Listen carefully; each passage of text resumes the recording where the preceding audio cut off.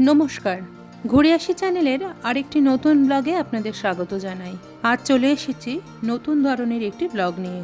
আজ আপনাদের নিয়ে যাব মায়ের রান্নাঘরে, আর সাথে শেয়ার করব আমার মায়ের হাতে 2 রকমের ইলিশ মাছের রান্নার রেসিপি। কথাতেই আছে মাছে ভাতে বাঙালি, আর যদি সেই মাছ হয় ইলিশ তাহলে তো আর কোনো কথাই নেই। চলুন তাহলে শুরু করা যাক। প্রথমেই বলি কি কি উপকরণ লাগবে এই দুটি মাছের রেসিপিতে। কালো জিরে, হলুদ গুঁড়ো, লবণ, নারকেলের গুঁড়ো, সর্ষের গুঁড়ো, পেঁয়াজ কুচি, কাঁচা লঙ্কা বাটা, কাঁচা লঙ্কা কুচি, পোস্ত বাটা, টক দই আর সর্বশেষে সর্ষের তেল। এবার তাহলে প্রথমে ইলিশ মাছের গাদার দিকের মাছগুলো নিয়ে আলাদা করে নেওয়া হলো। তারপর পরিমাণ মতো লবণ আর হলুদ মিশিয়ে মাছের পিসগুলো ভালো করে মাখিয়ে নেওয়া হলো। এবার ইলিশ ভাপার জন্যে আরেকটি পাত্রে পেটের দিকের মাছ নিয়ে তাতে পরিমাণ মতো লবণ আর সামান্য হলুদ গুঁড়ো ভালো করে মাখানো হলো। এরপর অ্যাড করা হলো সর্ষের পাউডার আর নারকেলের গুঁড়ো। এই দুটো দোকান থেকে কেনা, আপনারা চাইলে ঘরের তৈরি জিনিসও ব্যবহার করতে পারেন।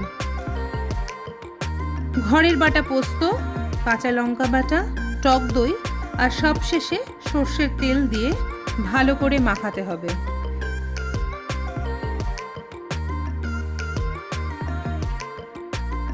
এবার মাইক্রোপ্রুফ একটি কাঁচের বাসনে মাছগুলি সাজিয়ে দিতে হবে। মশলাটা উপর থেকে ভালো করে স্প্রেড করে দেওয়া হলো। তারপরে কয়েকটা কাঁচা লঙ্কা মাঝখান থেকে চিড়ে উপরে দেওয়া হলো। সবার শেষে আরেকটু সর্ষের তেল উপরে ছড়িয়ে দেওয়া হলো। এতে রান্নার স্বাদটা আরও ভালো হয়। পাত্রের ওপরে ঢাকনা দিয়ে এবার মাইক্রোওয়েভে বসাতে হবে। নর্মাল অথবা মাইক্রো মোডে ওই ধরুন মোটামুটি 10 মিনিট চালাতে হবে। এটা যতক্ষণে শেষ হবে মা সেই ফাঁকে ইলিশ মাছ ভাজা করে নেবে।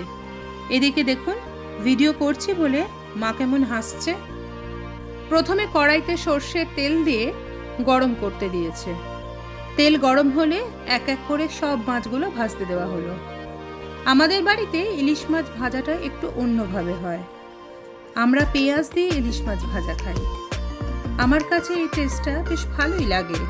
আপনারা যদি এইভাবে কখনো মাছ রান্না না করে থাকেন তাহলে একবার করে দেখতে পারেন। আশা করি আপনাদের কাছেও ভালো লাগবে।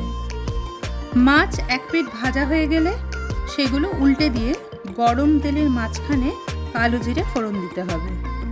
তারপর কুচনো পেঁয়াজ দিয়ে ভাজতে হবে। একসাথে লঙ্কা কুচিও দিয়ে দিতে পারেন, তবে খেয়াল রাখবেন মাছগুলো যেন বেশি ভাজা না হয়, কারণ ইলিশ মাছ বেশি ভাজলে টেস্ট নষ্ট হয়ে যায়। মাছ আর পেঁয়াজ একসাথেই ভাজা হবে। এরপর ভাজা যখন শেষের দিকে তখন অল্প স্বাদের জন্য অল্প একটু লবণ তেলে দিয়ে দিতে পারেন। সবকিছু ভালো মতো ভাজা হয়ে গেছে, এবার কড়াই থেকে নামিয়ে নেওয়া যাক। এদিকে ইলিশ ভাপাও প্রায় শেষের দিকে।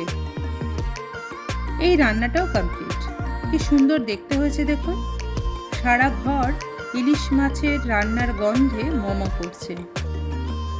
বাবা এখন খেতে বসবে। প্রথম পাতে উচ্ছে কুমড়ো বটি দিয়ে শুরু করবে। এটা আগে রান্না করা হয়েছিল। এবার মা পেঁয়াজ দিয়ে ইলিশ মাছ ভাজা বাবাকে দিচ্ছে। মাছ ভাজা তেলটা দিয়ে ভাজা পেঁয়াজ লঙ্কা কুচি দিয়ে ভাত মেখে খেতে হবে। বাবার কাছে খুব ভালো লেগেছে এই রান্নাটা। এরপরই চলে এসেছে ইলিশ ভাপা। এই রান্নাটাও বাবা বলেছে দুর্দান্ত হয়েছে। চলুন তাহলে আমরাও এবার খেতে বসবো। ভিডিওটি আজকের মতো এখানেই শেষ করছি। আপনাদের ভিডিওটি ভালো লাগলে লাইক, শেয়ার, সাবস্ক্রাইব করবেন। আপনারা সবাই ভালো থাকবেন, সুস্থ থাকবেন। দেখা হচ্ছে খুব শীঘ্রই পরের একটি ব্লগে।